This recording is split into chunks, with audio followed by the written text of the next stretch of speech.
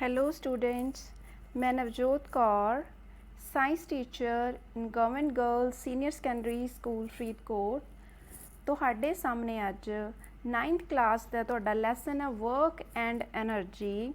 ਉਸ ਦੇ ਕੁਝ ਟੌਪਿਕਸ ਨੂੰ ਐਕਟੀਵਿਟੀਜ਼ ਰਾਹੀਂ ਡਿਸਕਸ ਕਰਾਂਗੀ। ਅੱਜ ਦੇ ਇਸ ਲੈਸਨ ਵਿੱਚ ਤੁਸੀਂ ਕੀ ਸਿੱਖੋਗੇ? ਸਧਾਰਨ ਭਾਸ਼ਾ ਵਿੱਚ ਕੰਮ ਜਾਂ ਕਾਰਜ ਕੀ ਹੁੰਦਾ ਹੈ? ਭੌਤਿਕ ਵਿਗਿਆਨ ਵਿੱਚ ਕਾਰਜ ਕੀ ਹੁੰਦਾ ਹੈ? ਕਾਰਜ ਦੀਆਂ ਕਿਸਮਾਂ, ਊਰਜਾ ਰੂਪਾਂਤਰਨ, ਊਰਜਾ ਦੇ ਸੋਮੇ, ਊਰਜਾ ਦੀਆਂ ਕਿਸਮਾਂ। ਉਹਦੇ ਵਿੱਚੋਂ ਅਸੀਂ ਜ਼ਿਆਦਾ ਡਿਸਕਸ ਕਰਾਂਗੇ ਗਤਿਜ ਊਰਜਾ ਤੇ ਸਥਿਤਿਜ ਊਰਜਾ ਬਾਰੇ।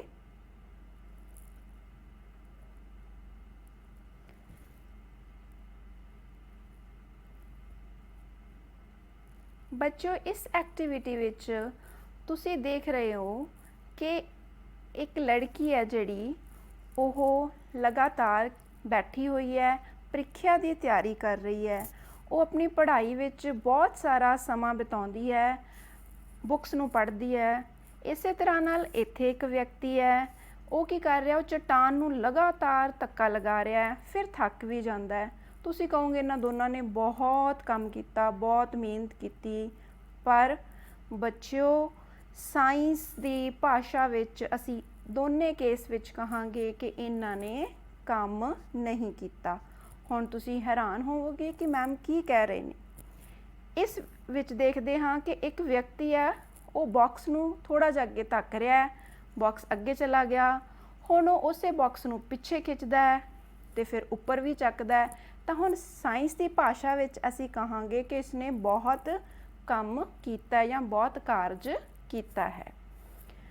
ਤਾਂ ਬੱਚਿਓ, ਇਹਨਾਂ ਸਾਰੀਆਂ ਐਕਟੀਵਿਟੀਜ਼ ਦੇ ਵਿੱਚ ਤੁਸੀਂ ਓਬਜ਼ਰਵ ਕੀਤਾ ਹੋਣਾ ਹੈ ਕਿ ਕਿਸੇ ਵੀ ਕੰਮ ਨੂੰ ਹੋਣ ਲਈ ਜਿਹੜੀ ਚੀਜ਼ ਸਾਨੂੰ ਜ਼ਰੂਰੀ ਚਾਹੀਦੀ ਹੈ ਤਾਂ ਉਹ ਹੈਗੀ ਬੱਚੇ ਬਲ। ਬਲ ਲਗਾਉਣ ਦੇ ਨਾਲ ਨਾਲ ਉਸ ਵਸਤੂ ਦੁਆਰਾ, ਬਲ ਲਗਾਉਣ ਵਾਲੀ ਵਸਤੂ ਦੁਆਰਾ ਕੁਝ ਨਾ ਕੁਝ ਦੂਰੀ ਵੀ ਤੈਅ ਕੀਤੀ ਹੋਣੀ ਚਾਹੀਦੀ ਹੈ। ਤਾਂ ਇਸ ਨੂੰ ਅਸੀਂ ਲਿਖ ਸਕਦੇ ਹਾਂ ਵਰਕ ਮਤਲਬ ਕੀਤਾ ਗਿਆ ਕੰਮ ਬਰਾਬਰ F ਬਲ ਗੁਣਾ S ਵਿਸਥਾਪਨ। ਤਾਂ ਹੁਣ ਬੱਚਿਓ, ਜੇ ਲਗਾਇਆ ਗਿਆ ਬਲ 1 ਨਿਊਟਨ ਹੋਵੇ ਤੇ ਵਸਤੂ ਦੁਆਰਾ ਤੈਅ ਕੀਤੀ ਗਈ ਦੂਰੀ 1 ਮੀਟਰ ਹੋਵੇ ਤਾਂ ਕੀਤੇ ਗਏ ਕੰਮ ਨੂੰ ਅਸੀਂ 1 ਜੂਲ ਕਹਿੰਦੇ ਹਾਂ। ਤੁਸੀਂ ਜਾਣ ਕੇ ਹੈਰਾਨ ਹੋਵੋਗੇ ਬੱਚਿਓ ਕਿ ਸਾਇੰਸ ਦੀ ਭਾਸ਼ਾ ਵਿੱਚ ਅਸੀਂ ਵਰਕ ਨੂੰ ਨੈਗੇਟਿਵ ਵੀ ਲੈ ਸਕਦੇ ਹਾਂ, ਕੀਤੇ ਗਏ ਕੰਮ ਨੂੰ ਅਸੀਂ ਨੈਗੇਟਿਵ ਵੀ ਲੈਂਦੇ ਹਾਂ। ਇਸ ਨੂੰ ਸਮਝਣ ਲਈ ਅਸੀਂ ਇੱਕ ਕਿਰਿਆ ਨੂੰ ਦੇਖਾਂਗੇ। ਇਸ ਵਿੱਚ ਦੇਖੋ, ਵਿਅਕਤੀ ਹੈ ਜਿਹੜਾ ਉਹ ਬਾਲਟੀ ਨੂੰ ਆਪਣੀ ਬਾਡੀ ਦੇ ਅਕੋਰਡਿੰਗਲੀ ਉੱਪਰ ਉਠਾ ਰਿਹਾ ਹੈ। ਤਾਂ ਇਸ ਕਿਰਿਆ ਨੂੰ ਹੋਰ ਚੰਗੀ ਤਰ੍ਹਾਂ ਸਮਝਣ ਲਈ ਅਸੀਂ ਅੱਗੇ ਦੇਖਦੇ ਹਾਂ ਕੁਝ ਇੱਕ ਦੋ ਹੋਰ ਐਕਟੀਵਿਟੀਜ਼, ਕੁਝ ਹੋਰ ਕੇਸਿਸ ਹੈ ਜਿਹੜੇ ਉਹ ਆਪਾਂ ਸਟੱਡੀ ਕਰਾਂਗੇ, ਜਿਹਦੇ ਨਾਲ ਤੁਸੀਂ ਬਹੁਤ ਹੀ ਚੰਗੀ ਤਰ੍ਹਾਂ ਨਾਲ ਸਮਝ ਜਾਓਗੇ ਕਿ ਕਾਰਜ ਹੈ ਜਿਹੜੀਆਂ ਉਹਦੀਆਂ ਕਿਸਮਾਂ ਕਿਸ ਤਰ੍ਹਾਂ ਤੇ ਕਿੰਨੀਆਂ ਹੁੰਦੀਆਂ। ਪਹਿਲਾ ਹੈ ਧਨਾਤਮਕ ਕਾਰਜ, ਫਿਰ ਨੰਬਰ 2 ਰਿਣਾਤਮਕ ਕਾਰਜ ਤੇ ਨੰਬਰ 3 ਜ਼ੀਰੋ ਕਾਰਜ। ਇਹਨਾਂ ਨੂੰ ਅਸੀਂ ਐਗਜ਼ਾਮਪਲਸ ਦੇ ਨਾਲ ਕੇਸ ਸਟੱਡੀ ਦੇ ਆਧਾਰ ਤੇ ਕਿਰਿਆਵਾਂ ਦੇ ਰਾਹੀਂ ਸਿੱਧ ਕਰਦੇ ਹਾਂ। ਆਓ ਇੱਕ ਇੱਕ ਕਰਕੇ ਇਹਨਾਂ ਬਾਰੇ ਜਾਣਦੇ ਹਾਂ। ਪਹਿਲਾ ਕੇਸ ਬੱਚੇ ਅਸੀਂ ਸਟੱਡੀ ਕਰਾਂਗੇ ਜਿਹੜਾ ਉਹ ਹੈ ਕਿ ਜਦੋਂ ਕੀਤਾ ਗਿਆ ਕੰਮ ਧਨਾਤਮਕ ਹੋਵੇ, ਕਹਿਣ ਤੋਂ ਭਾਵ ਕਿ ਜਿਹੜਾ ਵਰਕ ਡਨ ਹੈ ਉਹ ਸਾਡੇ ਕੋਲੇ ਕੀ ਆਊਗਾ? ਪੋਜ਼ਿਟਿਵ ਆਊਗਾ। ਇਸ ਕੇਸ ਸਟੱਡੀ ਵਾਸਤੇ ਅਸੀਂ ਕੀ ਕਰਨਾ ਹੈ? ਇਹ ਐਗਜ਼ਾਮਪਲ ਤੁਸੀਂ ਦੇਖ ਹੀ ਰਹੇ ਹੋ ਕਿ ਇੱਕ ਬੱਚਾ ਹੈ, ਉਹ ਆਪਣੀ ਟੋਏ ਕਾਰ ਨੂੰ ਇੱਕ ਰੱਸੀ ਦੀ ਸਹਾਇਤਾ ਨਾਲ ਖਿੱਚ ਰਿਹਾ ਹੈ। ਤਾਂ ਹੁਣ ਜੇ ਅਸੀਂ ਧਿਆਨ ਨਾਲ ਇਸ ਨੂੰ ਦੇਖੀਏ ਤਾਂ ਥੋੜ੍ਹੇ ਜਿਹੇ ਮੈਥ ਦੇ ਕਨਸੈਪਟਸ ਵੀ ਇਹਦੇ ਵਿੱਚ ਇੰਟਰੋਡਿਊਸ ਕਰੀਏ ਤਾਂ ਲਗਾਇਆ ਗਿਆ ਬਲ ਇੱਕ ਖਾਸ ਦਿਸ਼ਾ ਵਿੱਚ ਲੱਗ ਰਿਹਾ ਹੈ, ਜਦੋਂ ਕਿ ਕਾਰ ਦਾ ਵਿਸਥਾਪਨ ਤੈਅ ਕੀਤੀ ਗਈ ਦੂਰੀ ਇੱਕ ਹੋਰ ਦਿਸ਼ਾ ਵਿੱਚ ਹੋ ਰਹੀ ਹੈ। ਇਹਨਾਂ ਦੋਨਾਂ ਰੇਖਾਵਾਂ ਨੂੰ ਜੇ ਅਸੀਂ ਸਮਝੀਏ ਇੱਕ ਗ੍ਰਾਫਿਕਲ ਰਿਪਰੈਜ਼ੈਂਟੇਸ਼ਨ ਦੀ ਸਹਾਇਤਾ ਨਾਲ, ਤਾਂ ਅਸੀਂ ਦੇਖਾਂਗੇ ਕਿ ਫੋਰਸ ਤੇ ਸਾਡੇ ਕੋਲ ਜੋ ਡਾਇਰੈਕਸ਼ਨ ਆਫ ਮੋਸ਼ਨ ਹੈ ਉਹਦੇ ਵਿੱਚ ਇੱਕ ਐਂਗਲ ਬਣ ਗਿਆ, ਇੱਕ ਕੋਣ ਬਣ ਗਿਆ, ਤਾਂ ਉਹ ਸਾਡੇ ਕੋਲੇ ਕੀ ਬਣਿਆ, ਉਸ ਨੂੰ ਅਸੀਂ ਕੀ ਲੈ ਸਕਦੇ ਹਾਂ, ਥੀਟਾ। ਤਾਂ ਇਸ ਡਾਇਗਰਾਮ ਤੋਂ ਤੁਸੀਂ ਕਲੀਅਰਲੀ ਦੇਖ ਸਕਦੇ ਹੋ ਕਿ ਲਗਾਏ ਗਏ ਬਲ ਅਤੇ ਵਿਸਥਾਪਨ ਦੇ ਵਿਚਕਾਰ ਜਿਹੜਾ ਕੋਣ ਬਣ ਰਿਹਾ ਹੈ ਉਸ ਨੂੰ ਅਸੀਂ ਕੀ ਬੋਲਣਾ ਹੈ, ਥੀਟਾ ਕੋਣ ਲੈ ਸਕਦੇ ਹਾਂ। ਇਸ ਨੂੰ ਥੋੜਾ ਹੋਰ ਡਿਟੇਲ ਵਿੱਚ ਸਮਝਣ ਲਈ ਅਸੀਂ ਇੱਕ ਟ੍ਰਿਗਨੋਮੈਟਰੀ ਤਿਕੋਣਮਿਤੀ ਰਾਹੀਂ ਇਸ ਦੀ ਗਣਨਾ ਕਰਦੇ ਹਾਂ। ਤੁਹਾਨੂੰ ਸਾਰਿਆਂ ਨੂੰ ਪਤਾ ਹੀ ਹੈ ਕਿ ਜੇ ਅਸੀਂ ਇਸ ਨੂੰ ਇੱਕ ਟ੍ਰਾਇੰਗਲ ਦੀ ਫਾਰਮ ਦੇ ਵਿੱਚ ਲੈ ਆਈਏ ਤਾਂ ਇਸ ਦਾ ਜਿਹੜਾ ਇਸ ਟ੍ਰਾਇੰਗਲ ਦੇ ਵਿੱਚ ਜਿਹੜਾ ਕਰਨ ਹੈ, ਹਾਈਪੋਟੀਨਿਊਜ਼ ਜਿਹਨੂੰ ਅਸੀਂ ਕਹਿੰਦੇ ਆ, ਤਾਂ ਉਹ ਸਾਡੇ ਕੋਲੇ F ਰਿਪਰੈਜ਼ੈਂਟ ਕਰ ਰਿਹਾ ਹੈ। ਜਿਹੜਾ x ਐਕਸਿਸ ਸਾਡੀ ਆਈ ਸੀਗੀ ਉਹਨੂੰ ਅਸੀਂ ਫੰਕਸ਼ਨ ਆਫ ਫੋਰਸ ਲੈ ਸਕਦੇ ਹਾਂ, ਤੇ ਦੋਨਾਂ ਦੇ ਵਿਚਕਾਰ ਸਾਡੇ ਕੋਲੇ ਕੀ ਆ ਗਿਆ, ਐਂਗਲ ਕੀ ਆ ਗਿਆ, ਥੀਟਾ। ਤਾਂ ਹੁਣ ਨੈਕਸਟ ਸਾਡੇ ਕੋਲੇ ਜੇ ਅਸੀਂ ਟ੍ਰਿਗਨੋਮੈਟ੍ਰਿਕ ਫਾਰਮੂਲਾ ਲਗਾਈਏ ਤਾਂ ਸਾਡੇ ਕੋਲੇ ਕੀ ਬਣ ਗਿਆ, theta is equal to base upon hypotenuse, ਜਿਹਨੂੰ ਅਸੀਂ cos ਥੀਟਾ ਵਜੋਂ ਜਾਣਦੇ ਹਾਂ। ਤਾਂ ਹੁਣ ਅਸੀਂ ਇਸੇ ਫਾਰਮੂਲਾ ਨੂੰ ਇੰਟਰੋਡਿਊਸ ਕਰਕੇ ਜੇ ਦੇਖੀਏ ਤਾਂ ਸਾਡੇ ਕੋਲੇ ਕੀ ਹੋ ਗਿਆ, ਜਿਹੜਾ ਬੇਸ ਆ ਉਹਨੂੰ ਅਸੀਂ ਕੀ ਲਿੱਤਾ ਹੈਗਾ, ਫੰਕਸ਼ਨ ਆਫ ਫੋਰਸ, ਤਾਂ Fx ਲੈ ਸਕਦੇ ਹਾਂ। ਹਾਈਪੋਟੀਨਿਊਜ਼ ਸਾਡੇ ਕੋਲੇ ਜਿਹਨੂੰ ਕਰਨ ਕਹਿੰਦੇ ਅਸੀਂ, ਉਹ ਸਾਡੇ ਕੋਲੇ F ਹੈ। ਤਾਂ ਇਹ ਜਿਹੜਾ ਫਾਰਮੂਲਾ ਹੈ that is equal to cos theta. ਤਾਂ ਹੁਣ ਇੱਥੋਂ ਸਾਡੇ ਕੋਲੇ ਜਿਹੜਾ ਬਲ ਲੱਗ ਰਿਹਾ ਸੀ ਉਸ ਦਾ ਮੁੱਲ ਕਿੰਨਾ ਆ ਗਿਆ, F cos ਥੀਟਾ। ਤਾਂ F cos ਥੀਟਾ ਦੇ ਵਿੱਚ ਹੁਣ ਇਸ ਫਾਰਮੂਲੇ ਵਿੱਚ cos ਥੀਟਾ ਸਾਡੇ ਕੋਲੇ ਕੀ ਆ ਜਾਂਦਾ ਹੈ, ਆਧਾਰ ਬਟਾ ਕਰਨ ਆ ਜਾਂਦਾ ਹੈ। ਜੇ ਅਸੀਂ ਹੁਣ ਇਸ ਨੂੰ ਜਿਹੜੀ ਅਸੀਂ ਟ੍ਰਾਇੰਗਲ ਕੰਸੀਡਰ ਕੀਤੀ ਸੀਗੀ ਉਹਦੇ ਵਿੱਚ ਇਹੀ ਫਾਰਮੂਲਾ ਜਿਹੜਾ ਉਹਦੇ ਤੋਂ ਵੈਲਿਊਜ਼ ਪੁੱਟ ਕਰਕੇ ਦੇਖੀਏ ਤਾਂ ਸਾਡੇ ਕੋਲੇ ਕੀ ਆਏਗਾ, ਜਿਹੜਾ ਬੇਸ ਹੈ, ਆਧਾਰ ਹੈ, ਉਹਨੂੰ ਅਸੀਂ Fx, ਤੇ ਜਿਹੜਾ ਸਾਡੇ ਕੋਲੇ ਹਾਈਪੋਟੀਨਿਊਜ਼ ਮਤਲਬ ਕਰਨ ਹੈ ਉਹ ਕੀ ਆ ਗਿਆ ਸਾਡੇ ਕੋਲੇ F। ਤਾਂ cos theta is equal to Fx by F ਆ ਗਿਆ। ਹੁਣ ਇਹਨੂੰ ਅਸੀਂ ਜੇ ਰੀਅਰੇਂਜ ਕਰਦੇ ਹਾਂ ਤਾਂ ਰੀਅਰੇਂਜ ਕਰਕੇ ਸਾਡੇ ਕੋਲੇ ਜੋ ਵੈਲਿਊ ਆ ਜਾਂਦੀ ਹੈ, ਨੀਡਡ ਵੈਲਿਊ ਸਾਡੀ, ਉਹ ਕੀ ਆ ਜਾਂਦੀ ਹੈ, F cos ਥੀਟਾ। ਤਾਂ ਇਹ ਜੋ ਐਂਗਲ ਸਾਡੇ ਕੋਲੇ ਹੁਣ ਆਇਆ, function of force the angle ਜੋ ਸਾਡੇ ਕੋਲੇ ਆਇਆ ਹੈ, ਅਸੀਂ ਇਹਨੂੰ ਆਪਣੇ ਫਾਰਮੂਲਾ ਦੇ ਵਿੱਚ ਅਪਲਾਈ ਕਰੀਏ ਤਾਂ ਸਾਡਾ ਫਾਰਮੂਲਾ ਕੀ ਸੀ, ਕੀਤਾ ਗਿਆ ਕੰਮ, work done is equal to force ਬਲ ਗੁਣਾ ਡਿਸਪਲੇਸਮੈਂਟ ਮਤਲਬ ਦੂਰੀ। ਤਾਂ ਕੀਤਾ ਗਿਆ ਕੰਮ ਬਲ ਗੁਣਾ ਦੂਰੀ, ਇਹਦੇ ਵਿੱਚ ਹੁਣ ਜੋ ਅਸੀਂ ਬਲ ਦਾ ਫਾਰਮੂਲਾ ਡਿਰਾਈਵ ਕੀਤਾ ਹੈ ਜਿਹਨੂੰ ਅਸੀਂ ਫੰਕਸ਼ਨ ਆਫ ਫੋਰਸ ਕਹਿ ਰਹੇ ਹਾਂ, ਤਾਂ ਉਹਦੇ ਵਿੱਚ ਸਾਡੇ ਕੋਲੇ ਜਾਂ ਕੰਮ ਕਰ ਰਿਹਾ ਬਲ ਹੈ ਜਿਹੜਾ ਉਹ ਕਿਹਦੇ ਬਰਾਬਰ ਆ ਜਾਊਗਾ, ਕੀਤਾ ਗਿਆ ਕੰਮ W is equal to F, ਇੱਥੇ ਅਸੀਂ ਐਂਗਲ ਲਗਾ ਦੇਣਾ ਹੈ cos ਥੀਟਾ ਗੁਣਾ ਸਾਡੇ ਕੋਲੇ ਕੀ ਆ ਗਿਆ, ਡਿਸਪਲੇਸਮੈਂਟ। ਤਾਂ ਇਸ ਤਰ੍ਹਾਂ ਨਾਲ ਸਾਡੇ ਕੋਲੇ ਹੁਣ ਇਹ ਇੱਕ ਫਾਰਮੂਲਾ ਤਿਆਰ ਹੋ ਗਿਆ ਜਿਹਨੂੰ ਅਸੀਂ ਕਵਾਂਗੇ ਕਾਰਜ ਦੀ ਗਣਨਾ ਕਰਨ ਲਈ ਸਾਡੇ ਕੋਲੇ ਇਹ ਫਾਰਮੂਲਾ ਬਣ ਗਿਆ, work is equal to F cos theta ਗੁਣਾ S। ਤੇ ਹੁਣ ਅਸੀਂ ਇਸੇ ਫਾਰਮੂਲਾ ਦੇ ਵਿੱਚ ਵੈਲਿਊ ਫਿਲ ਕਰਕੇ ਕਿਰਿਆਵਾਂ ਦੀ ਸਹਾਇਤਾ ਨਾਲ ਇਹ ਦੇਖਾਂਗੇ ਕਿ ਕੀਤਾ ਗਿਆ ਕੰਮ ਧਨਾਤਮਕ, ਰਿਣਾਤਮਕ ਜਾਂ ਜ਼ੀਰੋ ਕਿਵੇਂ ਹੋ ਸਕਦਾ ਹੈ। ਪਹਿਲਾ ਕੇਸ ਅਸੀਂ ਸਟੱਡੀ ਕਰਨ ਜਾ ਰਹੇ ਹਾਂ, ਇਹਦੇ ਵਿੱਚ ਦੇਖਾਂਗੇ ਕਿ ਵਰਕ ਡਨ ਪੋਜ਼ਿਟਿਵ ਜਾਂ ਧਨਾਤਮਕ ਕਾਰਜ ਕਿਸ ਤਰ੍ਹਾਂ ਹੈ। ਇਸ ਵਿੱਚ ਇੱਕ ਵਿਅਕਤੀ ਹੈ ਜੋ ਖੂਹ ਵਿੱਚੋਂ ਪਾਣੀ ਕੱਢ ਰਿਹਾ ਹੈ, ਉਹ ਬਲ ਲਗਾ ਰਿਹਾ, ਉਸਦੇ ਬਲ ਦੀ ਦਿਸ਼ਾ ਅਪਵਰਡ ਹੈ, ਉੱਪਰ ਨੂੰ ਲਗਾ ਖਿੱਚ ਰਿਹਾ ਉਹ, ਤੇ ਕੀਤਾ ਗਿਆ ਕੰਮ ਮਤਲਬ ਜਿਹੜੀ ਵਿਸਥਾਪਨ ਹੋ ਰਿਹਾ, ਬਾਲਟੀ ਮੂਵ ਕਿੱਧਰ ਨੂੰ ਕਰ ਰਹੀ ਹੈ, ਉਹ ਵੀ ਉੱਪਰ ਵੱਲ ਨੂੰ ਕਰ ਰਹੀ। ਇਹਦਾ ਮਤਲਬ ਜੇ ਅਸੀਂ ਗ੍ਰਾਫਿਕਲ ਰਿਪਰੈਜ਼ੈਂਟੇਸ਼ਨ ਦੇ ਵਿੱਚ ਇਹਨੂੰ ਦੇਖਦੇ ਹਾਂ ਤਾਂ y ਐਕਸਿਸ ਦੇ ਅਕੋਰਡਿੰਗਲੀ ਹੀ ਸਾਡਾ ਬਲ ਕਿਰਿਆ ਕਰ ਰਿਹਾ ਹੈ ਤੇ ਉਸੇ ਅਕੋਰਡਿੰਗ ਹੀ ਸਾਡਾ ਜਿਹੜਾ ਡਿਸਪਲੇਸਮੈਂਟ ਹੈ ਉਹ ਵੀ ਆ ਰਿਹਾ। ਤਾਂ ਜਿਹੜਾ ਸਾਡਾ ਐਂਗਲ ਕਿੰਨਾ ਬਣੂਗਾ ਹੁਣ ਇੱਥੇ, ਥੀਟਾ 0 ਡਿਗਰੀ ਆਏਗਾ। ਤੇ ਇਸ ਨਾਲ ਕੀ ਹੋ ਗਿਆ, ਸਾਡੇ ਕੋਲੇ ਇੱਥੇ ਅਸੀਂ ਲੈ ਸਕਦੇ ਹਾਂ ਵਰਕ ਡਨ ਹੈ, ਜਿਹੜਾ ਕੀਤਾ ਗਿਆ ਕਾਰਜ ਹੈ ਜਿਹੜਾ ਉਹ ਕੀ ਹੋਊਗਾ ਸਾਡੇ ਕੋਲੇ F ਗੁਣਾ S, ਤੇ ਥੀਟਾ ਦੀ ਵੈਲਿਊ ਸਾਡੇ ਕੋਲੇ ਕਿੰਨੀ ਆ ਗਈ, cos 0 ਕਿਹਦੇ ਬਰਾਬਰ ਹੁੰਦਾ ਹੈ, 1 ਦੇ। ਤਾਂ ਇਹਦਾ ਮਤਲਬ work done is equal to F ਗੁਣਾ S। ਇੱਥੇ ਸਾਡੇ ਕੋਲੇ ਇਹ ਕੀਤਾ ਗਿਆ ਕਾਰਜ ਧਨਾਤਮਕ ਆ ਜਾਂਦਾ ਹੈ। ਇਸੇ ਤਰ੍ਹਾਂ ਨਾਲ ਨੈਕਸਟ ਜਿਹੜਾ ਕੇਸ ਅਸੀਂ ਲੈ ਰਹੇ ਹਾਂ ਉਹਦੇ ਵਿੱਚ ਅਸੀਂ ਦੇਖਦੇ ਹਾਂ ਜਦੋਂ ਕੀਤਾ ਗਿਆ ਕੰਮ, ਵਸਤੂ ਦੁਆਰਾ ਕੀਤਾ ਗਿਆ ਕਾਰਜ ਹੈ ਜਿਹੜਾ ਉਹ 0 ਹੋਊਗਾ। ਤਾਂ ਇਸ ਕੇਸ ਵਿੱਚ ਵੀ ਤੁਹਾਨੂੰ ਦੇਖ ਕੇ ਸਮਝ ਆ ਜਾਏਗਾ ਕਿ ਕਿਸ ਤਰ੍ਹਾਂ ਨਾਲ ਇੱਕ ਵਿਅਕਤੀ ਦੁਆਰਾ ਕੀਤਾ ਗਿਆ ਜਿਹੜਾ ਕਾਰਜ ਹੈ ਉਹ 0 ਹੁੰਦਾ। ਤਾਂ ਇਹ ਵਿਅਕਤੀ ਹੈ ਜਿਹੜਾ ਇਹ ਕਾਫੀ ਸਾਰਾ ਬੋਝ ਚੱਕ ਕੇ ਅੱਗੇ ਨੂੰ ਜਾ ਰਿਹਾ ਹੈ, ਦੂਰੀ ਤੈਅ ਕੀਤੀ ਜਾ ਰਹੀ ਹੈ ਅੱਗੇ ਵਾਲੀ ਡਾਇਰੈਕਸ਼ਨ ਨੂੰ। ਜਿਹੜਾ ਕੰਮ ਹੈ, ਜਿਹੜਾ ਲੱਗ ਰਿਹਾ ਬਲ ਹੈ, ਉਹ ਕਿੱਥੇ ਲੱਗ ਰਿਹਾ ਹੈਗਾ, ਵਿਅਕਤੀ ਦੀ ਡਾਇਰੈਕਸ਼ਨ ਦੇ ਬਿਲਕੁਲ ਨਾਲ ਨਾਲ ਲੱਗ ਰਿਹਾ। ਕਹਿਣ ਦਾ ਭਾਵ ਵਾਈ ਐਕਸਿਸ ਤੇ ਲੱਗ ਰਿਹਾ, ਜਦੋਂ ਕਿ ਜਿਹੜੀ ਸਾਡੇ ਕੋਲੇ ਮੋਸ਼ਨ ਦੀ ਡਾਇਰੈਕਸ਼ਨ ਸੀ, ਡਿਸਪਲੇਸਮੈਂਟ ਸੀ, ਉਹ ਕਿੰਨੀ ਬਣ ਗਈ ਸਾਡੇ ਕੋਲੇ, ਇਹਨਾਂ ਦੋਨਾਂ ਦੇ ਵਿਚਕਾਰ ਜਿਹੜਾ ਹੈਗਾ ਉਹ ਐਂਗਲ 90 ਡਿਗਰੀ ਦਾ ਬਣ ਜਾਂਦਾ ਹੈ। 90 ਡਿਗਰੀ cos 90 ਡਿਗਰੀ ਹੁਣ ਸਾਡੇ ਕੋਲੇ ਕੀ ਹੁੰਦਾ ਬੱਚੇ, cos 90 ਇਜ਼ ਇਕੁਅਲ ਟੂ 0। ਤਾਂ ਜੇ ਅਸੀਂ ਹੁਣ ਇਸ ਨੂੰ ਆਪਣੇ ਫਾਰਮੂਲਾ ਵਿੱਚ ਫਿਲ ਕਰਦੇ ਹਾਂ ਤਾਂ ਹੁਣ ਦੇਖੋ ਕੀ ਹੋਊਗਾ, ਜਦੋਂ f ਗੁਣਾ s ਗੁਣਾ 0 ਕਰਾਂਗੇ ਤਾਂ ਕੀਤਾ ਗਿਆ ਕਾਰਜ ਵੀ ਸਾਡੇ ਕੋਲੇ 0 ਆ ਜਾਂਦਾ ਹੈ। ਤਾਂ ਹੁਣ ਇੰਨਾ ਮਿਹਨਤ ਕਰਨ ਦੇ ਬਾਵਜੂਦ ਵੀ ਇਸ ਵਿਅਕਤੀ ਦੁਆਰਾ ਕੀਤਾ ਗਿਆ ਕੰਮ ਹੈ ਜਿਹੜਾ ਉਹ ਵਿਗਿਆਨ ਦੀ ਭਾਸ਼ਾ ਵਿੱਚ 0 ਹੀ ਕੰਸੀਡਰ ਹੋਵੇਗਾ। ਇੱਕ ਬਹੁਤ ਹੋਰ ਇੰਟਰਸਟਿੰਗ ਜੀ ਐਗਜ਼ਾਮਪਲ ਹੈ। ਉਸ ਐਗਜ਼ਾਮਪਲ ਦੇ ਵਿੱਚ ਜੇ ਅਸੀਂ ਸਟੱਡੀ ਕਰੀਏ ਤਾਂ ਉਹ ਐਗਜ਼ਾਮਪਲ ਜਿਹੜੀ ਹੈਗੀ ਹੈ ਉਹ ਹੈ ਗ੍ਰਹਿਆਂ ਦੁਆਰਾ ਸੂਰਜ ਦੇ ਆਲੇ ਦੁਆਲੇ ਲਗਾਏ ਗਏ ਜਿਹੜੇ ਲਗਾਤਾਰ ਚੱਕਰ ਲਗਾਏ ਜਾ ਰਹੇ ਨੇ, ਉਹਨਾਂ ਦੇ ਵਿੱਚ ਤੁਸੀਂ ਦੇਖੋ ਕਿ ਉਹਨਾਂ ਦੁਆਰਾ ਕੀਤਾ ਗਿਆ ਜਿਹੜਾ ਕੰਮ ਹੈ ਉਹ 0 ਕਿਵੇਂ ਕੰਸੀਡਰ ਹੁੰਦਾ ਹੈ। ਧਰਤੀ ਹੈ ਜਿਹੜੀ ਉਹ ਸੂਰਜ ਦੁਆਲੇ ਘੁੰਮ ਰਹੀ ਹੈ। ਜੇ ਅਸੀਂ ਦੇਖੀਏ ਤਾਂ ਇਹਦੇ ਵਿੱਚ ਜਿਹੜਾ ਕਿਰਿਆ ਕਰ ਰਿਹਾ ਬਲ ਹੈ ਉਹ ਸੂਰਜ ਵੱਲ ਨੂੰ ਕਰ ਰਿਹਾ, ਜਿਹਨੂੰ ਅਸੀਂ ਸੈਂਟਰੀਪੀਟਲ ਫੋਰਸ ਕਹਿੰਦੇ ਆ।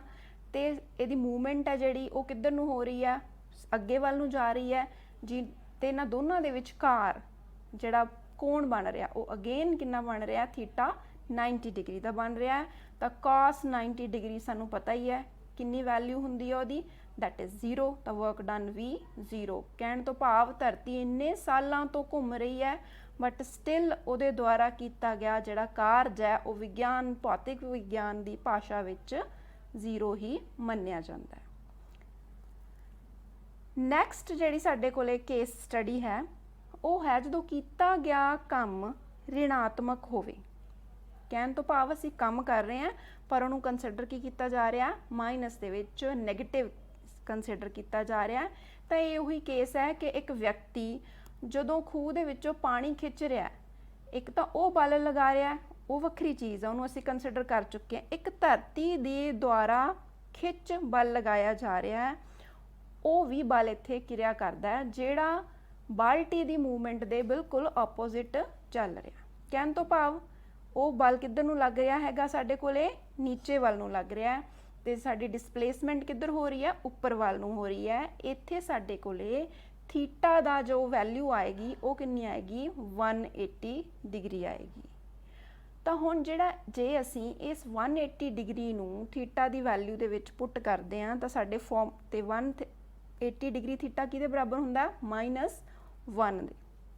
ਤਾਂ ਹੁਣ ਫਾਰਮੂਲਾ 'ਚ ਵੈਲਿਊ ਫਿਲ ਕਰਾਂਗੇ ਤਾਂ ਸਾਡੇ ਕੋਲੇ ਵਰਕ ਡਨ ਕੀ ਆ ਜਾਊਗਾ, -F ਗੁਣਾ S। ਤਾਂ ਇਸ ਤਰ੍ਹਾਂ ਕੀਤਾ ਗਿਆ ਕੰਮ ਸਾਡੇ ਕੋਲੇ ਕੀ ਆ ਗਿਆ, ਰਿਣਾਤਮਕ ਆ ਜਾਂਦਾ ਹੈ। ਤਾਂ ਇੱਥੋਂ ਅਸੀਂ ਸਿੱਧ ਕਰ ਚੁੱਕੇ ਹਾਂ ਬੱਚੇ ਕਿ ਕੀਤਾ ਗਿਆ ਕੰਮ ਵਰਕ ਡਨ ਹੈ ਜਿਹੜਾ ਉਹ ਪੋਜ਼ਿਟਿਵ ਵੀ ਹੋ ਸਕਦਾ ਹੈ, ਨੈਗੇਟਿਵ ਵੀ ਹੋ ਸਕਦਾ ਤੇ 0 ਵੀ ਹੋ ਸਕਦਾ ਹੈ। ਬੱਚਿਓ, ਊਰਜਾ ਬਿਨਾਂ ਜੀਵਨ ਅਸੰਭਵ ਹੈ ਤੇ ਊਰਜਾ ਦੀ ਲੋੜ ਦਿਨ ਪ੍ਰਤੀ ਦਿਨ ਵੱਧਦੀ ਜਾ ਰਹੀ ਹੈ। ਸਾਨੂੰ ਇਹ ਪਤਾ ਹੈ ਕਿ ਸਾਨੂੰ ਊਰਜਾ ਜਿਹੜੀ ਉਹ ਵੱਖ-ਵੱਖ ਸੋਮਿਆਂ ਤੋਂ ਪ੍ਰਾਪਤ ਹੁੰਦੀ ਹੈ। ਇਹ ਵੀ ਅਸੀਂ ਛੋਟੀਆਂ ਕਲਾਸਾਂ 'ਚ ਪੜ੍ਹ ਕੇ ਆਏ ਹਾਂ ਕਿ ਸੂਰਜ ਹੀ ਸਾਡੇ ਲਈ ਊਰਜਾ ਦਾ ਪ੍ਰਕਿਰਤਿਕ ਤੇ ਮੁੱਖ ਸਰੋਤ ਹੁੰਦਾ ਹੈ। ਹੁਣ ਸੂਰਜੀ ਊਰਜਾ ਕਿਸੇ ਨਾ ਕਿਸੇ ਰੂਪ ਵਿੱਚ ਸਾਡੇ ਤੱਕ ਹੈ ਜਿਹੜੀ ਉਹ ਪਹੁੰਚਦੀ ਰਹਿੰਦੀ ਹੈ। ਅਸੀਂ ਊਰਜਾ ਦੇ ਸਰੋਤਾਂ ਬਾਰੇ 8ਵੀਂ ਕਲਾਸ 'ਚ ਪੜ੍ਹਿਆ ਸੀ ਕਿ ਊਰਜਾ ਦੇ ਸਰੋਤ ਨਾ ਨਵਿਆਉਣਯੋਗ ਤੇ ਨਵਿਆਉਣਯੋਗ 2 ਪ੍ਰਕਾਰ ਦੇ ਹੋ ਸਕਦੇ ਹੈ। ਨਾ ਨਵਿਆਉਣਯੋਗ ਊਰਜਾ ਦੇ ਸੋਮੇ ਉਹ ਹੁੰਦੇ ਆ ਜਿਨ੍ਹਾਂ ਨੂੰ ਅਸੀਂ ਦੁਬਾਰਾ ਪ੍ਰਾਪਤ ਨਹੀਂ ਕਰ ਸਕਦੇ। ਤੁਸੀਂ ਜਾਣਦੇ ਹੀ ਹੋ ਜਿਵੇਂ ਕੋਲ, ਪੈਟਰੋਲੀਅਮ ਹੈ ਜਾਂ ਜਿਹੜੀ ਕੁਦਰਤੀ ਗੈਸ ਹੈ, ਇਹਨਾਂ ਨੂੰ ਅਸੀਂ ਵਾਰ-ਵਾਰ ਪ੍ਰਾਪਤ ਨਹੀਂ ਕਰ ਸਕਦੇ, ਪਰ ਫਿਰ ਵੀ ਅਸੀਂ ਇਹਨਾਂ ਨੂੰ ਬਹੁਤ ਜ਼ਿਆਦਾ ਮਾਤਰਾ ਵਿੱਚ ਵਰਤ ਰਹੇ ਹਾਂ। ਇਹਨਾਂ ਦੀ ਵਰਤੋਂ ਅਸੀਂ ਅਕਸਰ ਹੀ ਵਾਹਨਾਂ ਨੂੰ ਚਲਾਉਣ ਵਾਸਤੇ, ਆਪਣੇ ਘਰਾਂ ਦੇ ਵਿੱਚ ਗੈਸ ਚੁੱਲ੍ਹਿਆਂ ਨੂੰ ਚਲਾਉਣ ਵਾਸਤੇ ਕਰਦੇ ਰਹਿੰਦੇ ਹਾਂ। ਇਸੇ ਤਰ੍ਹਾਂ ਸਾਡੇ ਕੋਲੇ ਨਵਿਆਉਣਯੋਗ ਊਰਜਾ ਦੇ ਸੋਮੇ ਹੁੰਦੇ ਆ, ਜਿਵੇਂ ਕਿ ਜਿਹਦੇ ਵਿੱਚ ਆ ਜਾਂਦਾ ਹੈ ਸਾਡੇ ਕੋਲੇ ਜੈਵਿਕ ਊਰਜਾ, ਸੂਰਜੀ ਊਰਜਾ ਜਾਂ ਸੋਲਰ ਐਨਰਜੀ ਜਿਹਨੂੰ ਅਸੀਂ ਕਹਿੰਦੇ ਹਾਂ, ਭੂ ਤਾਪ ਊਰਜਾ ਅਤੇ ਪੌਣ ਊਰਜਾ। ਇਸੇ ਤਰ੍ਹਾਂ ਨਾਲ ਪਾਣੀ ਦੀ ਊਰਜਾ ਜਿਹਨੂੰ ਅਸੀਂ ਪਣ ਊਰਜਾ ਕਹਿੰਦੇ ਹਾਂ।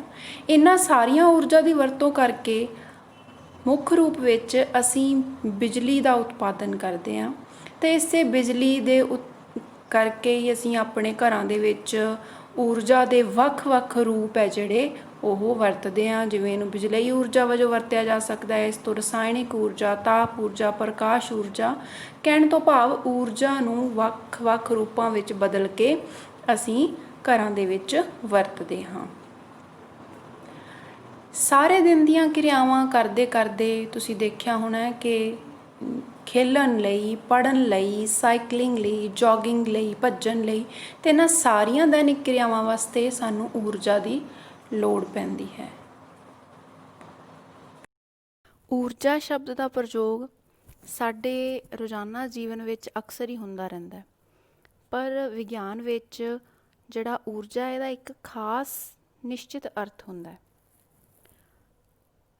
ਇਹਨਾਂ ਪਿਕਚਰਸ ਵਿੱਚ ਅਸੀਂ ਦੇਖਦੇ ਹਾਂ ਕਿ ਕ੍ਰਿਕਟ ਬਾਲ ਦੀ ਗਤੀ, ਜੀਵਾਂ ਦੀ ਗਤੀ, ਵਾਹਨਾਂ ਦੀ ਗਤੀ, ਜਾਂ ਉੱਪਰ ਚੁੱਕੇ ਹੋਏ ਹਥੌੜੇ ਦੇ ਰਾਹੀਂ ਕਿੱਲ ਨੂੰ ਜਦੋਂ ਠੋਕਦੇ ਹਾਂ ਤਾਂ ਇਹਨਾਂ ਸਾਰੀਆਂ ਹੀ ਉਦਾਹਰਨਾਂ ਵਿੱਚ ਵਸਤੂਆਂ ਭਿੰਨ-ਭਿੰਨ ਪ੍ਰਕਾਰ ਦੀ ਊਰਜਾ ਪ੍ਰਾਪਤ ਕਰਦੀਆਂ ਅਤੇ ਕਾਰਜ ਕਰਨ ਦੀ ਸਮਰੱਥਾ ਨੂੰ ਗ੍ਰਹਿਣ ਕਰ ਲੈਂਦੀਆਂ। ਹੁਣ ਜੇ ਕਿਸੇ ਵਸਤੂ ਦੇ ਵਿੱਚ ਕਾਰਜ ਕਰਨ ਦੀ ਸਮਰੱਥਾ ਹੈ ਤਾਂ ਹੀ ਉਸ ਵਿੱਚ ਅਸੀਂ ਕਹਿ ਸਕਦੇ ਹਾਂ ਕਿ ਊਰਜਾ ਹੈ। ਹੁਣ ਇਸ ਕਿਰਿਆ ਵਿੱਚ ਅਸੀਂ ਦੇਖਦੇ ਹਾਂ ਕਿ ਇਹ ਇਨਸਾਨ ਜਦੋਂ ਹੀ ਕੁਹਾੜੀ ਨੂੰ ਉੱਪਰ ਵੱਲ ਚੱਕਦਾ ਹੈ ਤਾਂ ਇਹਦੀ ਮਾਸਪੇਸ਼ੀਆਂ ਦੀ ਊਰਜਾ ਕੁਹਾੜੀ ਵਿੱਚ ਜਮ੍ਹਾਂ ਹੋ ਜਾਂਦੀ ਹੈ। ਇਸੇ ਤਰ੍ਹਾਂ ਨਾਲ ਹੁਣ ਇਹ ਊਰਜਾ ਇੱਥੇ ਜਮ੍ਹਾਂ ਹੋਣ ਕਰਕੇ ਇਹਦੇ ਵਿੱਚ ਕੰਮ ਕਰਨ ਦੀ ਸਮਰੱਥਾ ਆ ਗਈ, ਜਿਸ ਨਾਲ ਇਹ ਹੁਣ ਊਰਜਾ ਦੂਸਰੀ ਵਸਤੂ ਵਿੱਚ ਚਲੀ ਜਾਂਦੀ ਹੈ। ਤਾਂ ਅਸੀਂ ਇਹ ਕਹਿ ਸਕਦੇ ਹਾਂ ਕਿ ਊਰਜਾ ਪਹਿਲੀ ਵਸਤੂ ਤੋਂ ਦੂਜੀ ਵਸਤੂ ਤੱਕ ਸਥਾਨਾਂਤਰਿਤ ਹੁੰਦੀ ਰਹਿੰਦੀ ਹੈ, ਜਾਂ ਊਰਜਾ ਦਾ ਜਿਹੜਾ ਰੂਪ ਹੈ ਉਹ ਲਗਾਤਾਰ ਬਦਲਦਾ ਰਹਿੰਦਾ ਹੈ।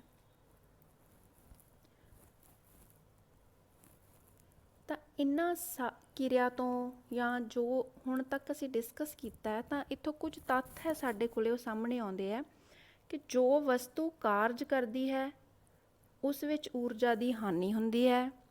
ਜਿਸ ਵਸਤੂ ਉੱਪਰ ਕਾਰਜ ਕੀਤਾ ਜਾਂਦਾ ਹੈ ਉਸ ਵਸਤੂ ਵਿੱਚ ਊਰਜਾ ਦਾ ਵਾਧਾ ਹੁੰਦਾ ਹੈ। ਤਾਂ ਊਰਜਾ ਨੂੰ ਜਦੋਂ ਅਸੀਂ ਕਾਰਜ ਕਰਨ ਦੀ ਸਮਰੱਥਾ ਨਾਲ ਜੋੜ ਕੇ ਦੇਖਦੇ ਹਾਂ ਤਾਂ ਇਸ ਨੂੰ ਮਾਪਿਆ ਵੀ ਉਸੇ ਰੂਪ 'ਚ ਹੀ ਜਾਂਦਾ ਹੈ। ਇਸ ਲਈ ਇਸ ਦੀ ਇਕਾਈ ਹੈ ਜਿਹੜੀ ਉਹ ਕੀ ਹੈ, ਜੂਲ ਹੀ ਹੁੰਦੀ ਹੈ। ਤਾਂ ਇਸ ਨੂੰ ਸਮਝਣ ਲਈ, ਸਿੱਧ ਕਰਨ ਲਈ ਅਸੀਂ ਇੱਕ ਕਿਰਿਆ ਕਰਨ ਜਾ ਰਹੇ ਹਾਂ।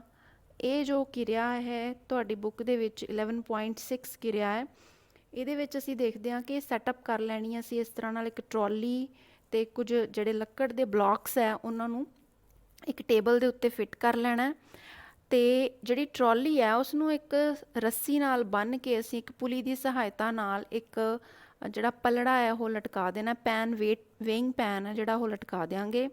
ਇਸ ਵੇਇੰਗ ਪੈਨ ਦੇ ਵਿੱਚ ਅਸੀਂ ਕੁਝ ਪੁੰਜ ਰੱਖ ਸਕਦੇ ਹਾਂ।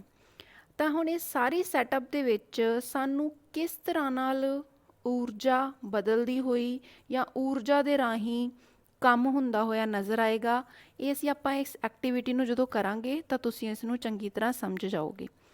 ਇਹਦੇ ਵਿੱਚ ਸਭ ਤੋਂ ਪਹਿਲਾ ਜਿਹੜਾ ਪ੍ਰਸ਼ਨ ਹੈ ਉਹ ਇਹ ਹੈ ਕਿ ਇਹ ਟਰਾਲੀ ਹੈ ਜਿਹੜੀ ਇਹ ਮੋਸ਼ਨ ਵਿੱਚ ਕਿਵੇਂ ਆਏਗੀ। ਤਾਂ ਇਸ ਲਈ ਅਸੀਂ ਜਿਹੜਾ ਵੇਇੰਗ ਪੈਨ ਹੈ ਉਹ ਵੇਇੰਗ ਪੈਨ ਜਦੋਂ ਥੱਲੇ ਵੱਲ ਨੂੰ ਗਤੀ ਕਰੇਗਾ ਪੁਲੀ ਦੀ ਸਹਾਇਤਾ ਨਾਲ ਤਾਂ ਟਰਾਲੀ ਆਪਣੇ ਆਪ ਖਿੱਚੀ ਜਾਏਗੀ, ਭਾਵ ਬਲ ਰਾਹੀਂ ਕੀ ਹੋ ਰਿਹਾ ਹੈ, ਇੱਥੇ ਕਾਰਜ ਹੋ ਰਿਹਾ ਹੈ, ਕੰਮ ਹੋ ਰਿਹਾ ਹੈ। ਤਾਂ ਜੋ ਕੀ ਕਰੇਗਾ, ਅੱਗੇ ਉਸ ਕੰਮ ਨੂੰ ਕਰਦਿਆਂ ਹੋਇਆਂ ਜਿਹੜੇ ਬਾਕਸ ਹੈ ਉਹਨਾਂ ਦੇ ਉੱਤੇ ਉਹ ਕਿਰਿਆ ਕਰੇਗਾ, ਉਹਨਾਂ ਨੂੰ ਵੀ ਗਤੀ ਵਿੱਚ ਲੈ ਕੇ ਆਏਗਾ। ਆਓ ਦੇਖਦੇ ਹਾਂ ਇਸ ਕਿਰਿਆ ਦੇ ਵਿੱਚ ਕਿਸ ਤਰ੍ਹਾਂ ਇਹ ਹੋ ਰਿਹਾ।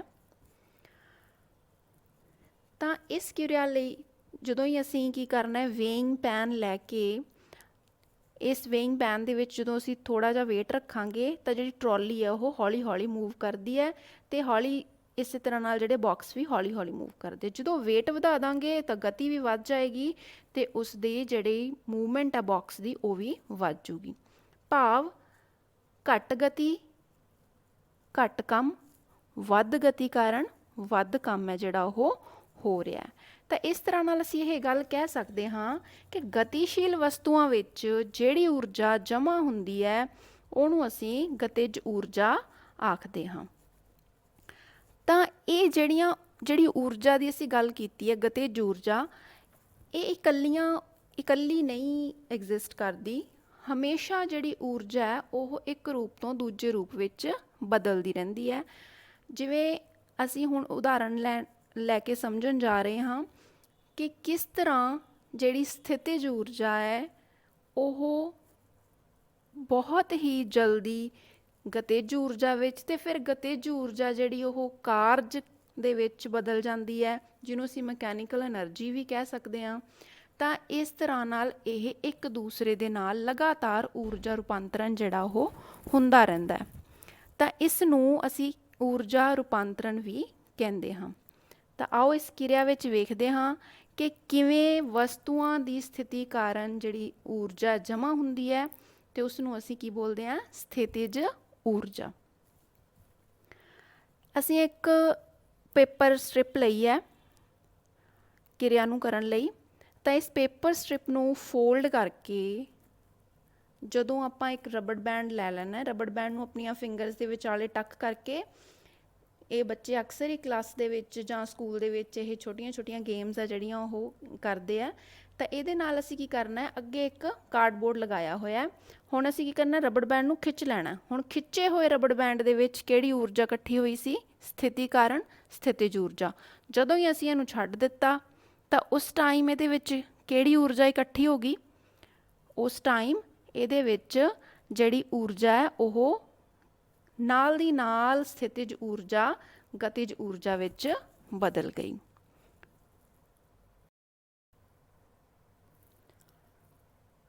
ਗਤਿਜ ਊਰਜਾ ਤੇ ਸਥਿਤਿਜ ਊਰਜਾ ਨੂੰ ਸਮਝਣ ਲਈ ਅਸੀਂ ਇੱਕ ਹੋਰ ਕਿਰਿਆ ਕਰਦੇ ਹਾਂ। ਇਹ ਕਿਰਿਆ 11.9 ਬੁੱਕ ਦੇ ਵਿੱਚ ਤੁਹਾਡੇ ਦਿੱਤੀ ਹੋਈ ਹੈ। ਇਹਦੇ ਵਿੱਚ ਅਸੀਂ ਕੀ ਕਰਦੇ ਹਾਂ ਕਿ ਸਪਰਿੰਗ ਦੀ ਊਰਜਾ ਨੂੰ ਦੇਖਦੇ ਹਾਂ।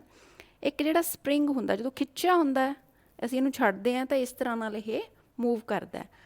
ਤੇ ਇਹਦੀ ਜਿਹੜੀ ਮੋਸ਼ਨ ਹੈ ਇਹਦੇ ਵਿੱਚ ਲਗਾਤਾਰ ਗਤਿਜ ਊਰਜਾ ਤੇ ਸਥਿਤਿਜ ਊਰਜਾ ਦਾ ਜਿਹੜਾ ਸਥਾਨ ਅੰਤਰਨ ਹੈ ਉਹ ਲਗਾਤਾਰ ਹੁੰਦਾ ਜਾਂਦਾ। ਜਦੋਂ ਅਸੀਂ ਇਹਨੂੰ ਪ੍ਰੈਸ ਕਰਦੇ ਹਾਂ ਤਾਂ ਇਹਦੇ ਲੂਪਸ ਬਹੁਤ ਨੇੜੇ ਆ ਜਾਂਦੇ ਆ, ਜਿਹਦੀ ਵਜ੍ਹਾ ਕਰਕੇ ਇਹਦੇ ਵਿੱਚ ਸਥਿਤਿਜ ਊਰਜਾ ਜਮ੍ਹਾਂ ਹੋ ਜਾਂਦੀ ਹੈ। ਹੁਣ ਇਸ ਬਾਕਸ ਦੇ ਅੱਗੇ ਜੇ ਸਪੋਜ਼ਿੰਗ ਮੈਂ ਕੋਈ ਚੀਜ਼ ਰੱਖ ਦਿਆਂ ਤਾਂ ਜਦੋਂ ਹੀ ਮੈਂ ਇਸ ਬਾਕਸ ਨੂੰ ਜਾਂ ਸਪਰਿੰਗ ਨੂੰ ਢਿੱਲਾ ਛੱਡੂੰਗੀ ਤਾਂ ਉਸ ਟਾਈਮ ਕੀ ਹੋਊਗਾ, ਉਹ ਜਿਹੜੀ ਉਛਲ ਕੇ ਬਾਹਰ ਨੂੰ ਜਾਊਗੀ। ਤਾਂ ਇਸ ਟਾਈਮ ਇਸ ਜਗ੍ਹਾ ਤੇ ਇਸ ਦੀ ਸਥਿਤਿਜ ਊਰਜਾ ਬਹੁਤ ਜ਼ਿਆਦਾ ਸੀ ਤੇ ਕਿਨੈਟਿਕ ਐਨਰਜੀ ਗਤਿਜ ਊਰਜਾ ਬਿਲਕੁਲ ਜ਼ੀਰੋ। ਜਦੋਂ ਹੀ ਇਹਨੂੰ ਅਸੀਂ ਛੱਡ ਦਿੰਦੇ ਹਾਂ ਤਾਂ ਉਸ ਟਾਈਮ ਇਹਦੀ ਜਿਹੜੀ ਸਥਿਤਿਜ ਊਰਜਾ ਉਹ ਜ਼ੀਰੋ ਹੋ ਜਾਂਦੀ ਹੈ ਤੇ ਗਤਿਜ ਊਰਜਾ ਜਿਹੜੀ ਉਹ ਵੱਧ ਜਾਂਦੀ ਹੈ। ਇਸ ਤਰ੍ਹਾਂ ਗਤਿਜ ਊਰਜਾ ਤੇ ਸਥਿਤਿਜ ਊਰਜਾ ਦੇ ਵਿਚਕਾਰ ਸਥਾਨ ਅੰਤਰਨ ਲਗਾਤਾਰ ਚੱਲਦਾ ਰਹਿੰਦਾ ਹੈ। ਤਾਂ ਇਹ ਐਗਜ਼ਾਮਪਲ ਇੱਕ ਹੋਰ ਸੀ ਸਾਡੇ ਕੋਲੇ, ਜਿਹਦੇ ਨਾਲ ਅਸੀਂ ਇਹ ਦੇਖਦੇ ਹਾਂ ਕਿ ਕਿਵੇਂ ਊਰਜਾ ਆਪਸ ਦੇ ਵਿੱਚ ਸਥਾਨਾਂਤਰਿਤ ਹੁੰਦੀ ਹੈ। ਅੱਗੇ ਅਸੀਂ ਜਿਹੜੀ ਕਿਰਿਆ ਉਹਦੇ ਵਿੱਚ ਦੇਖਦੇ ਹਾਂ ਕਿ ਕਿਸ ਤਰ੍ਹਾਂ ਨਾਲ ਇੱਕ ਖਿਡੌਣਾ ਕਾਰ ਹੈ ਜਿਹੜਾ ਉਹ ਚਾਬੀ ਜਾਂ ਸਪਰਿੰਗ ਦੀ ਸਹਾਇਤਾ ਨਾਲ ਚੱਲਦੀ ਹੈ। ਇਸ ਕਿਰਿਆ ਵਿੱਚ ਵੀ ਸੇਮ ਹੀ ਐਕਟੀਵਿਟੀ ਹੈ ਜਿਹੜੀ ਉਹ ਹੋ ਰਹੀ ਹੈ, ਭਾਵ ਕਿ ਗਤਿਜ ਊਰਜਾ ਤੇ ਸਥਿਤਿਜ ਊਰਜਾ ਆਪਸ ਦੇ ਵਿੱਚ ਸਥਾਨਾਂਤਰਿਤ ਹੁੰਦੀਆਂ, ਜਿਹਦੇ ਨਾਲ ਜਿਹੜੀ ਟੋਏ ਕਾਰ ਹੈ ਉਹ ਚੱਲਦੀ ਹੈ। ਇਸ ਟੋਏ ਕਾਰ ਦੇ ਚੱਲਣ ਦੇ ਵਿੱਚ ਅਸੀਂ ਕੀ ਕਰਨਾ, ਜਿਵੇਂ ਚਾਬੀ ਭਰਦੇ ਹਾਂ ਉਸੇ ਤਰ੍ਹਾਂ ਹੀ ਸਮਝ ਲਓ ਅਸੀਂ ਇੱਥੇ ਧਾਗਾ ਜਦੋਂ ਖਿੱਚਦੇ ਹਾਂ ਤਾਂ ਉਹਦੇ ਨਾਲ ਕੀ ਹੁੰਦਾ ਹੈ ਕਿ ਜਿਹੜੇ ਸਪਰਿੰਗ ਹੈ ਉਹਦੀਆਂ ਲੂਪਸ ਬੜੀਆਂ ਨੇੜੇ ਆ ਜਾਂਦੀਆਂ ਤੇ ਉਹ ਟਾਈਟ ਹੋ ਜਾਂਦੀਆਂ। ਜਦੋਂ ਹੀ ਅਸੀਂ ਉਸ ਧਾਗੇ ਨੂੰ ਜਾਂ ਚਾਬੀ ਨੂੰ ਛੱਡ ਦਿੰਦੇ ਹਾਂ ਤਾਂ ਇਹ ਲੂਪਸ ਹੌਲੀ ਹੌਲੀ ਖੁੱਲ੍ਹਣੀਆਂ ਸ਼ੁਰੂ ਹੋ ਜਾਂਦੀਆਂ, ਜਿਹਦੇ ਨਾਲ ਜੁੜਿਆ ਹੋਇਆ ਗਿਅਰ ਸਿਸਟਮ ਅਤੇ ਜਿਹੜੇ ਟਾਇਰ ਜੁੜੇ ਹੁੰਦੇ ਆ ਕਾਰ ਦੇ, ਉਹ ਮੂਵ ਕਰਨੇ ਸ਼ੁਰੂ ਕਰ ਦਿੰਦੇ ਆ। ਇਹਦੇ ਵਿੱਚ ਦੇਖੋ ਜਿਹੜਾ ਕੁਆਇਲ ਬਣੀ ਹੋਈ ਹੈ, ਕੁੰਡਲੀ ਬਣੀ ਹੋਈ ਹੈ, ਸਪਰਿੰਗ ਦੀ ਹੈ। ਜਦੋਂ ਅਸੀਂ ਇਸ ਨਾਲ ਧਾਗਾ ਜੋੜਿਆ ਹੁੰਦਾ, ਧਾਗੇ ਨੂੰ ਖਿੱਚਦੇ ਹਾਂ, ਤਾਂ ਸਾਰੇ ਜਿਹੜੇ ਕੁਆਇਲਸ ਹੈ ਉਹ ਨੇੜੇ ਨੇੜੇ ਆ ਜਾਂਦੇ ਆ ਅਤੇ ਇਹਦੇ ਵਿੱਚ ਜਿਹੜੀ ਸਥਿਤਿਜ ਊਰਜਾ ਉਹ ਜਮ੍ਹਾਂ ਹੋ ਜਾਂਦੀ ਹੈ। ਜਦੋਂ ਹੀ ਅਸੀਂ ਉਹਨੂੰ ਰਿਲੀਜ਼ ਕਰਦੇ ਹਾਂ ਤਾਂ ਇਹ ਕੁਆਇਲਸ ਖੁੱਲ੍ਹਣੇ ਸ਼ੁਰੂ ਹੋ ਜਾਂਦੇ ਆ। ਜਿਹੜੀ ਸਥਿਤਿਜ ਊਰਜਾ ਸੀ ਉਹ ਗਤਿਜ ਊਰਜਾ ਵਿੱਚ ਬਦਲ ਜਾਂਦੀ ਹੈ, ਜਿਸ ਨਾਲ ਸਾਡੀ ਟੋਏ ਕਾਰ ਹੈ ਜਿਹੜੀ ਉਹ ਚੱਲਣ ਲੱਗ ਪੈਂਦੀ ਹੈ। ਊਰਜਾ ਰੂਪਾਂਤਰਨ ਦਾ ਲਾਸਟ ਜਿਹੜੀ ਕਿਰਿਆ ਹੈ ਆਪਣੀ ਬੁੱਕ ਦੇ ਵਿੱਚ, ਉਹ ਹੈ ਕਿ ਇੱਕ ਤੀਰ ਅੰਦਾਜ਼ ਹੈ ਜਿਹੜਾ, ਜਾਂ ਤੀਰ ਅਤੇ ਕਮਾਨ ਹੈ, ਉਹਦੇ ਵਿੱਚ ਊਰਜਾ ਦਾ ਰੂਪਾਂਤਰਨ ਕਿਸ ਤਰ੍ਹਾਂ ਹੁੰਦਾ ਹੈ। ਇਹ ਵੀ ਇੱਕ ਕਿਰਿਆ ਜਿਹੜੀ ਸਾਡੀ ਬੁੱਕ ਦੇ ਵਿੱਚ ਦਿੱਤੀ ਹੋਈ ਹੈ। ਇਹਨੂੰ ਵੀ ਅਸੀਂ ਅੱਜ ਇੱਥੇ ਸਮਝਦੇ ਹਾਂ ਕਿ ਇਹਦੇ ਵਿੱਚ ਕਿਸ ਤਰ੍ਹਾਂ ਰੂਪਾਂਤਰਨ ਹੋ ਰਿਹਾ ਕਿਰਿਆ ਦੇ ਵਿੱਚ। ਜਦੋਂ ਇੱਕ ਤੀਰ ਅੰਦਾਜ਼ ਕਮਾਨ ਨੂੰ ਖਿੱਚਦਾ ਹੈ ਤਾਂ ਉਸ ਸਮੇਂ ਕੀ ਹੁੰਦਾ ਹੈਗਾ, ਜਦੋਂ ਇਹਨੇ ਖਿੱਚਿਆ ਤਾਂ ਉਸ ਵਿੱਚ ਸਥਿਤਿਜ ਊਰਜਾ ਆ ਗਈ। ਜਦੋਂ ਉਹਨੇ ਇਸ ਨੂੰ ਛੱਡ ਦਿੱਤਾ ਤਾਂ ਉਸ ਟਾਈਮ ਸਾਰੀ ਦੀ ਸਾਰੀ ਸਥਿਤਿਜ ਊਰਜਾ ਜਿਹੜੀ ਖਿੱਚੀ ਹੋਈ ਕਮਾਨ ਦੇ ਵਿੱਚ ਜਮ੍ਹਾਂ ਹੋ ਗਈ ਸੀ, ਜਿਸ ਨੂੰ ਅਸੀਂ ਕਹਿੰਦੇ ਹਾਂ ਕਿ ਵਸਤੂ ਦੀ ਸਥਿਤੀ ਕਾਰਨ ਜਮ੍ਹਾਂ ਹੋਈ ਊਰਜਾ, ਸਥਿਤਿਜ ਊਰਜਾ ਖਿੱਚੀ ਹੋਈ ਕਮਾਨ ਦੇ ਵਿੱਚ ਬਹੁਤ ਜ਼ਿਆਦਾ ਹੁੰਦੀ ਹੈ। ਜਿੰਨੀ ਅਸੀਂ ਕਮਾਨ ਨੂੰ ਖਿੱਚਾਂਗੇ ਓਨੀ ਸਥਿਤਿਜ ਊਰਜਾ ਵੀ ਵੱਧਦੀ ਜਾਊਗੀ ਅਤੇ ਓਨੀ ਹੀ ਸਥਿਤਿਜ ਊਰਜਾ ਕਿਹਦੇ ਵਿੱਚ ਚਲੀ ਜਾਂਦੀ ਹੈ, ਤੀਰ ਦੇ ਵਿੱਚ ਚਲੀ ਜਾਂਦੀ ਹੈ, ਜਿਹੜੀ ਤੀਰ ਨੂੰ ਗਤੀ ਪ੍ਰਦਾਨ ਕਰਦੀ ਹੈ। ਤਾਂ ਸਥਿਤਿਜ ਊਰਜਾ ਕਮਾਨ ਦੀ ਕਾਹਦੇ ਵਿੱਚ ਬਦਲ ਗਈ, ਇੱਥੇ ਤੀਰ ਦੀ ਗਤਿਜ ਊਰਜਾ ਵਿੱਚ। ਤਾਂ ਬੱਚਿਓ, ਮੈਨੂੰ ਉਮੀਦ ਹੈ ਕਿ ਅੱਜ ਦੀਆਂ ਲੈਸਨ ਦੀਆਂ ਜਿੰਨੀਆਂ ਵੀ ਕਿਰਿਆਵਾਂ ਤੁਸੀਂ ਇੱਥੇ ਦੇਖੀਆਂ, ਇਹਨਾਂ ਕਿਰਿਆਵਾਂ ਰਾਹੀਂ ਤੁਸੀਂ ਅੱਜ ਇਸ ਲੈਸਨ ਨੂੰ ਚੰਗੀ ਤਰ੍ਹਾਂ ਸਮਝਣ ਦੇ ਯੋਗ ਹੋ ਗਏ ਹੋ। ਹੁਣ ਤੁਸੀਂ ਆਪਣੀਆਂ ਬੁੱਕਸ ਦੇ ਵਿੱਚੋਂ ਇਸ ਲੈਸਨ ਨੂੰ ਚੰਗੀ ਤਰ੍ਹਾਂ ਨਾਲ ਰੀਡ ਕਰੋ।